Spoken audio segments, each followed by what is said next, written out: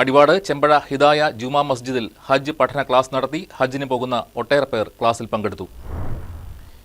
ഈ വർഷം ഹജ്ജിന് പോകുന്നവർക്കായിട്ടാണ് ഹജ്ജ് പഠന ക്ലാസ് നടത്തിയത്. ചെമ്പഴ ഹിദായ ജുമാ മസ്ജിദും ദാറുൽ ഉലൂം അറബി കോളേജും സംയുക്തമായിട്ടാണ് ക്ലാസ് സംഘടിപ്പിച്ചത്. ഹജ്ജിന് പോകുന്ന ഒട്ടേറെ പേർ ക്ലാസ്സിൽ പങ്കെടുത്തു. അൽ ഹാഫിൾ ഹൈദർ അലി മൗലവി അൽ ഖാസിമി, കാഞ്ഞാർ അബ്ദുൾ ഷുക്കൂർ മൗലവി അൽ ഖാസിമി, ചെമ്പഴ ഹിദായ ജുമാ മസ്ജിദ് ചീഫ് ഇമാം മുഹമ്മദ് അൻവർ ബാഖവി തുടങ്ങിയവർ ക്ലാസ് നയിച്ചു.